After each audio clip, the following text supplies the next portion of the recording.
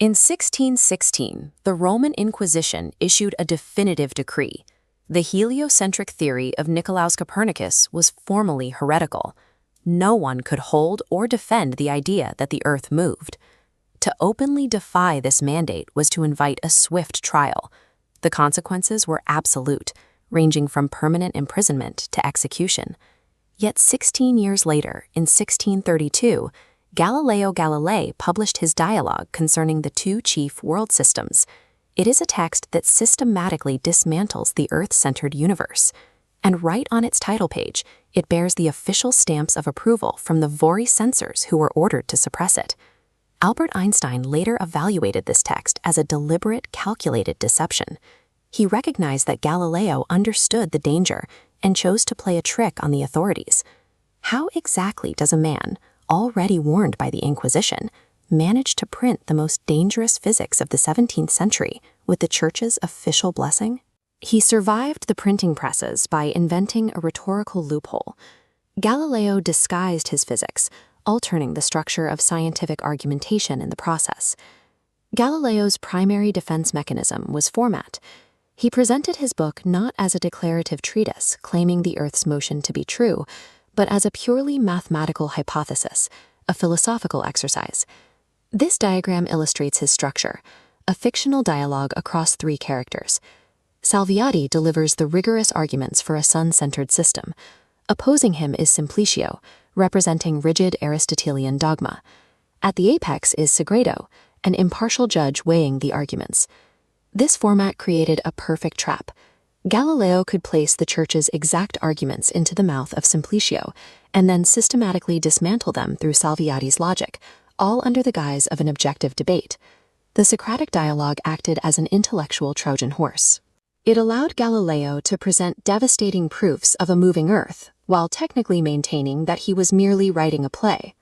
Before arguing that the Earth moved, Galileo had to destroy the foundational premise of 17th century cosmology, the Aristotelian divide. This dictated that the Earth was fixed and corrupt, while everything above the moon was perfect, eternal, and unchangeable. His primary weapon against this dogma was observational data, gathered through the newly invented telescope. Scanning the sky, they recorded phenomena that violated celestial perfection: dense, shifting spots on the face of the sun, newly appearing supernovas, and comets burning through the supposedly immutable void. This visualization demonstrates how Galileo used parallax to measure these anomalies. By comparing sightlines from two different observation points on Earth to see where they converge on a star, he could geometrically calculate distance, proving these objects existed far beyond the moon. This geometric proof rendered the eternal glass spheres of Aristotle obsolete. The heavens were now subject to the same generation and decay as the Earth itself. By mathematically eliminating the concept of a perfect, separate celestial sphere, Galileo removed the main philosophical barrier. He established the necessary groundwork to argue that the Earth was just another moving planet. But arguing for a moving planet immediately hit a wall of common sense. Through the character Simplicio, the text presents the ultimate intuitive objection. If the Earth is spinning at thousands of miles an hour, why do our bodies not feel it? Simplicio points out the logical physical anomalies. Birds in flight, for instance, should be violently swept to the west by the sheer rotation of the atmosphere. Similarly, if you drop a rock from a high tower, it should lag behind as the Earth spins beneath it, landing far away from the tower's base rather than straight down. To the 17th century mind, these weren't foolish questions. The absence of a constant hurricane-force wind was undeniable, daily proof that the ground beneath their feet stood perfectly still. Looking through a telescope could not solve this. To win the debate, Galileo had to sever the deep-seated link between human physical intuition and objective physical reality. Salviati counters the intuition trap with an elegant thought experiment. He asks the reader to imagine shutting themselves inside the main cabin below decks on a massive sailing ship. The cabin setup includes a dripping bottle, flying insects, and swimming fish.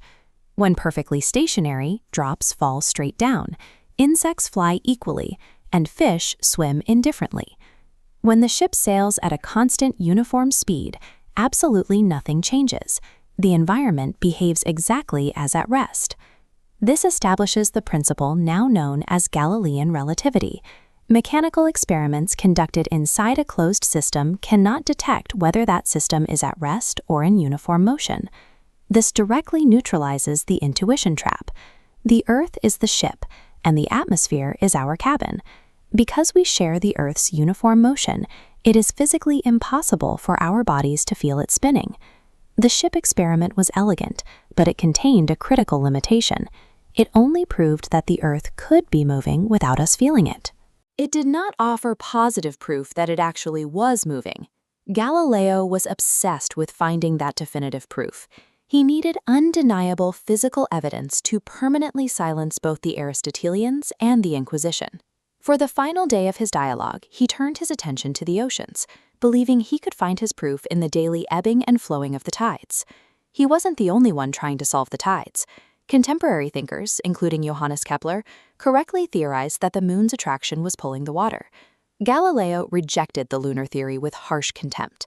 He openly mocked the idea of the moon influencing the water, calling it fictitious, poetical, and a retreat into mystical nonsense. His strict commitment to observable mechanical causes blinded him. He refused to accept the concept of invisible gravitational forces acting over a distance. His absolute demand for mechanical, causal physics, the very intellectual strength that allowed him to shatter the Aristotelian spheres, was about to lead him into his most significant scientific blunder. This diagram illustrates Galileo's mechanical premise. The Earth rotates on axis while simultaneously orbiting the Sun. He argued that these two distinct motions must physically interact. On the night side of the globe, the daily rotation adds to the orbital speed. On the opposite, day-facing side, the rotation subtracts from the orbital speed.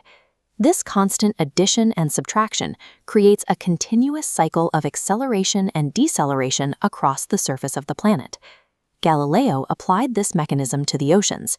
He argued that this massive acceleration and deceleration acts on the ocean basins, causing the water to slosh back and forth, exactly like water inside a large barge that suddenly changes speed. As Einstein later noted in his foreword to the text, the tragic irony is that Galileo's desperate longing for a mechanical proof forced him to invent a false reality. The moon really does cause the tides. The specific argument Galileo considered his crowning physical achievement, the definitive mechanism he believed would defeat the Inquisition, was mathematically and entirely wrong. Upon publication, the Inquisition easily saw through the Socratic loophole. They recognized the dialogue as the total, calculated destruction of their sanctioned worldview. And Galileo had made a fatal personal error in his execution. He placed the arguments of Pope Urban VIII directly into the mouth of Simplicio, making the most powerful man in Europe look like a fool. The consequences were swift. Galileo was summoned to Rome, tried for vehement suspicion of heresy, forced to publicly recant his work, and placed under permanent house arrest. Yet his public defeat could not contain the physics. A banned book only becomes more highly sought after, and his ideas spread uncontrollably across the entirety of Europe. Galileo's flawed tidal theory ultimately mattered less than the methodology he introduced, a universe governed by objective causal physics rather than human intuition or religious authority. Despite his house arrest and his incorrect proof for the tides, Galileo's rhetorical Trojan horse succeeded. By shifting the criteria for truth from ancient authority to repeatable observation, he defined the framework for the next 3 centuries of physics.